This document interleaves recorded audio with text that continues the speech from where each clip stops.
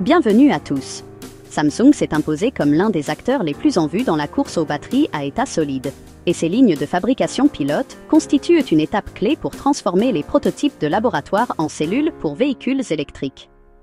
Dans cette vidéo, nous examinerons comment Samsung construit ses installations, comment la technologie fonctionne au niveau des matériaux, et à quoi pourrait ressembler le cheminement à court terme vers le déploiement.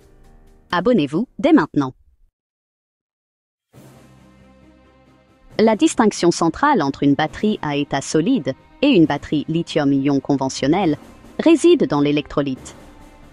Les cellules traditionnelles utilisent un électrolyte liquide composé de solvants organiques.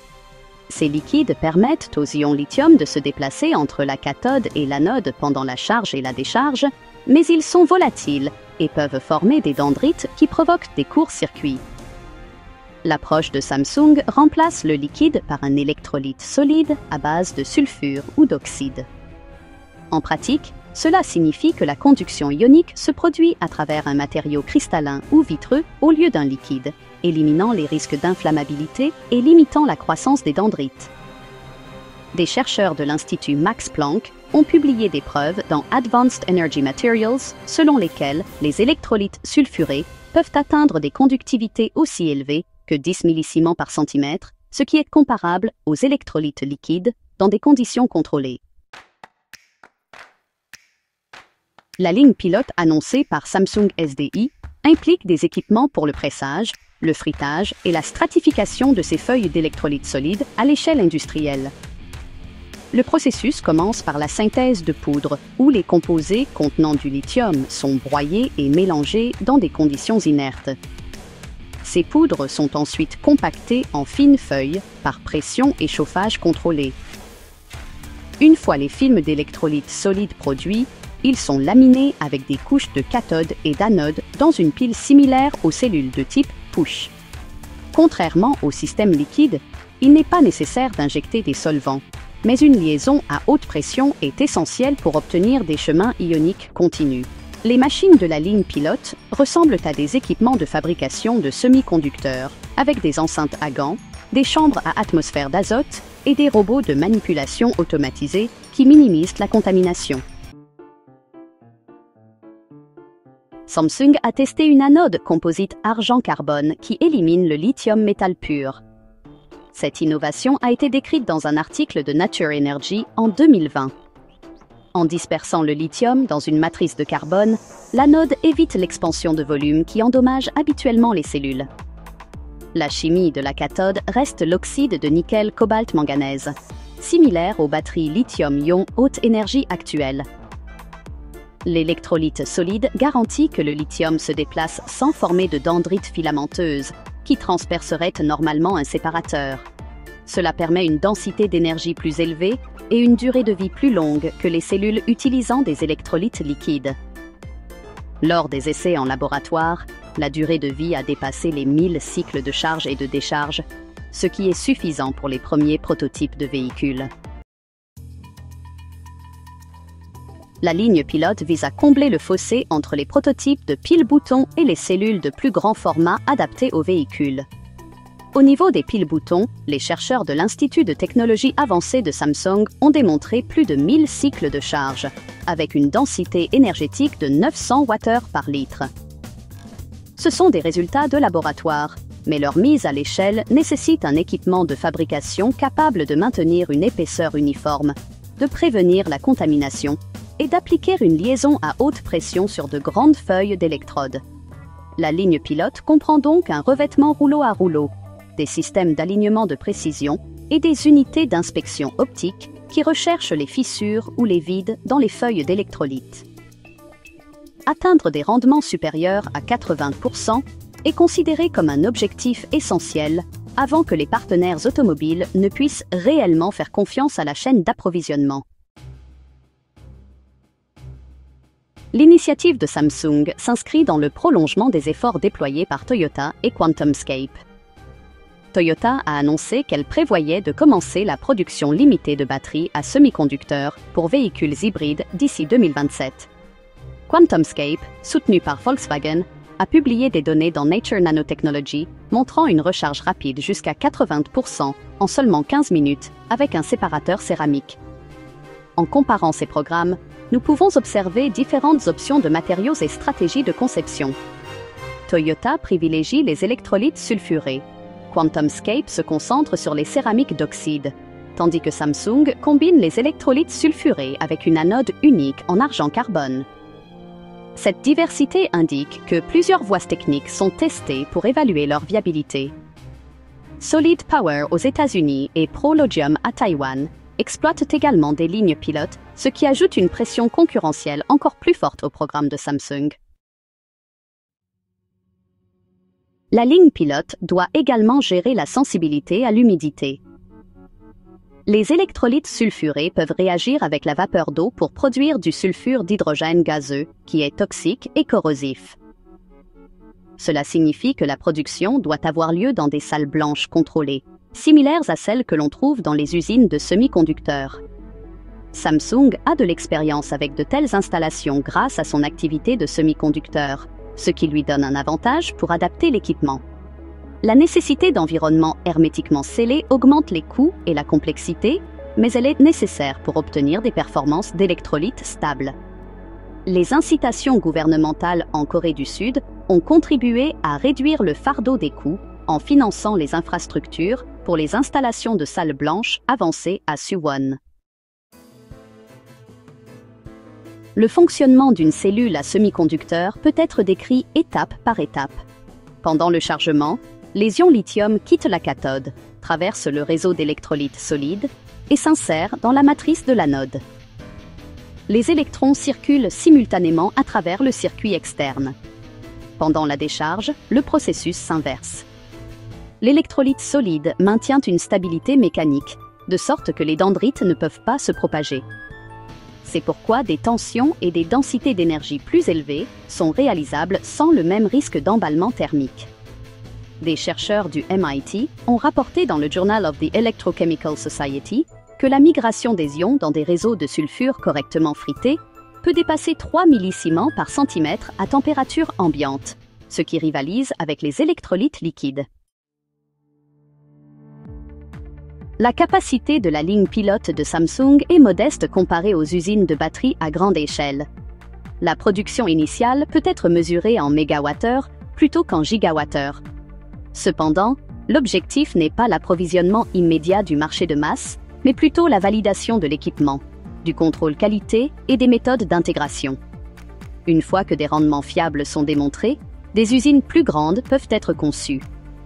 C'est le même chemin que le lithium-ion a emprunté dans les années 90, lorsque Sony est passé des prototypes de laboratoire au bloc pour l'électronique grand public, avant de s'étendre aux véhicules électriques. Les blocs de démonstration de 2026 seront une étape cruciale pour Samsung, afin de démontrer la fiabilité à ses partenaires automobiles, tels que Hyundai et BMW. Comparé aux batteries lithium-ion conventionnelles, les cellules à semi-conducteurs offrent des améliorations de densité d'énergie volumétrique de 20 à 50%.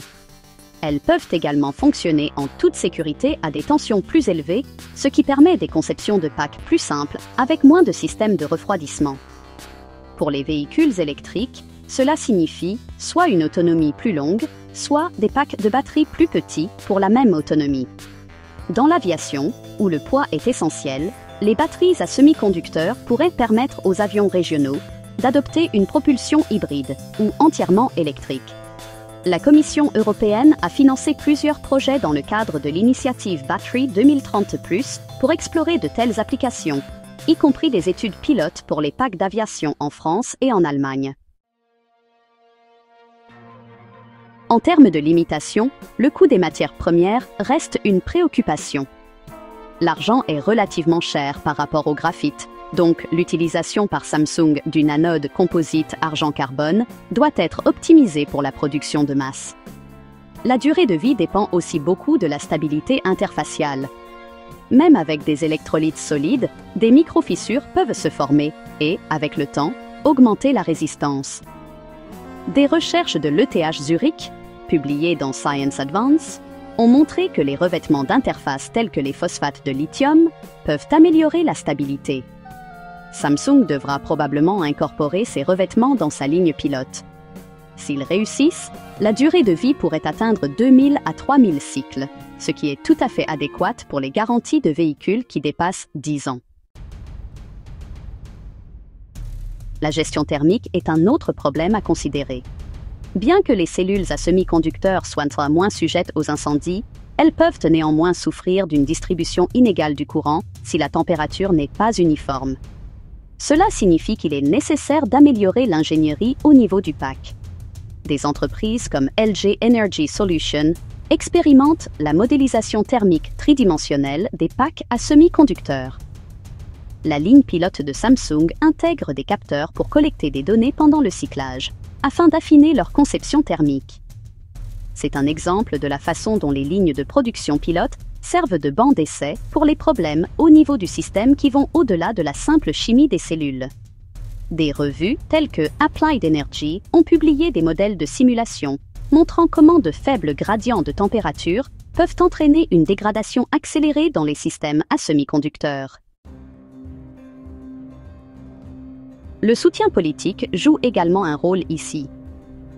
Le ministère sud-coréen du Commerce, de l'Industrie et de l'Énergie a désigné les batteries à semi-conducteurs comme une technologie stratégique. Le financement gouvernemental aide des entreprises comme Samsung à construire des lignes pilotes sans avoir à supporter tous les risques financiers elles-mêmes. Des programmes similaires existent au Japon, où le ministère de l'Économie, du Commerce et de l'Industrie soutient Toyota et Panasonic dans leurs efforts de développement. En Europe, l'Alliance européenne des batteries accorde des subventions à des entreprises telles que QuantumScape et Northvolt pour la recherche sur les batteries à semi-conducteurs. Ces programmes montrent que les gouvernements considèrent la technologie des batteries à semi-conducteurs comme importante pour l'indépendance énergétique et l'électrification des véhicules.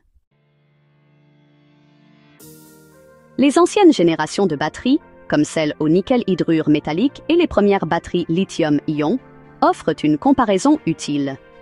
Les batteries au nickel-hydrure métallique étaient robustes, mais leur densité énergétique était limitée. Les premières batteries lithium-ion offraient une énergie plus élevée, mais souffraient de problèmes de sécurité jusqu'à ce que des séparateurs et des électrolytes améliorés soient développés. Les batteries à état solide représentent la prochaine étape de cette progression. Elles s'appuient sur les leçons tirées des chimies passées, tout en introduisant de nouveaux défis en matière de fabrication et de matériaux.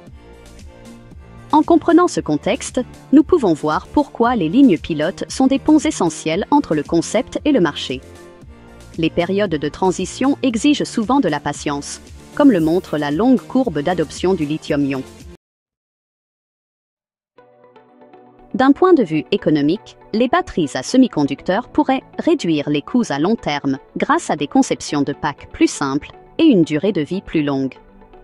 Si les packs durent 2 fois plus de cycles que les batteries lithium-ion actuelles, moins de remplacements seront nécessaires sur la durée de vie d'un véhicule.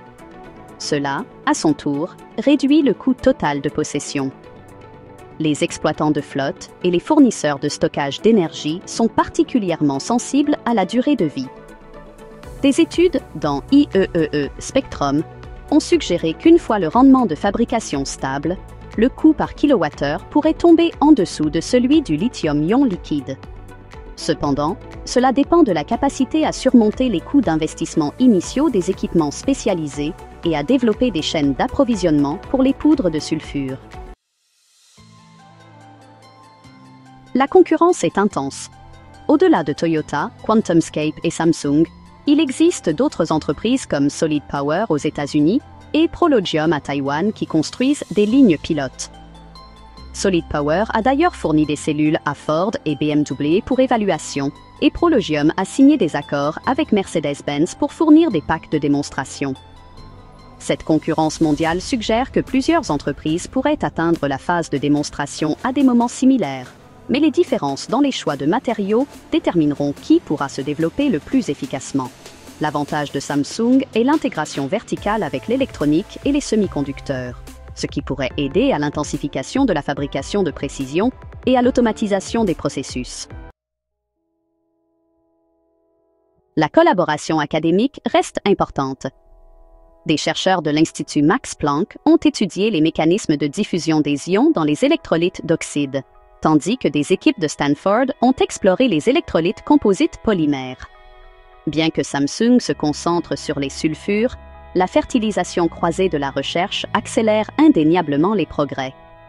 Des revues telles que Nature Nanotechnology et Journal of Power Source publient fréquemment des études comparatives, ce qui aide l'industrie à affiner ses conceptions. En tirant parti de la recherche externe, les entreprises évitent de répéter des approches infructueuses et peuvent adopter de nouvelles techniques prometteuses. Les accords de recherche coopérative devraient se développer à la fin des années 20. Les implications à moyen terme s'étendent bien au-delà des véhicules. Le stockage sur réseau est une autre application potentielle. Les batteries à flux et les systèmes ferraires sont en cours de développement pour le stockage sur plusieurs jours, mais les cellules à semi-conducteurs pourraient offrir une longue durée de vie pour les applications de cyclage quotidien. Si la durée de vie atteint 5000 à 10 000 cycles, les packs à semi-conducteurs pourraient être utilisés dans les bâtiments commerciaux ou les fermes d'énergie renouvelable. Les lignes pilotes doivent donc prendre en compte non seulement les formats de packs de véhicules, mais aussi les packs modulaires pour une utilisation stationnaire. Samsung a déjà manifesté son intérêt pour ces deux marchés. L'adoption à grande échelle dans les projets d'énergie renouvelable pourrait commencer au début des années 30 si les coûts diminuent. En conclusion, les lignes pilotes de Samsung pour les batteries à semi-conducteurs représentent une étape tangible vers la mise à l'échelle d'une technologie prometteuse. Le passage des piles-boutons de laboratoire au traitement de feuilles à l'échelle pilote permet de résoudre des défis d'ingénierie réels. En comparant l'approche de Samsung avec celle de Toyota, QuantumScape, Solid Power et d'autres, nous constatons un paysage de matériaux et de stratégies concurrents. Le soutien gouvernemental, la recherche universitaire et l'investissement des entreprises s'alignent pour rendre le déploiement des batteries à semi-conducteurs plausible à la fin des années 20. Merci beaucoup d'avoir regardé. Veuillez aimer et vous abonner.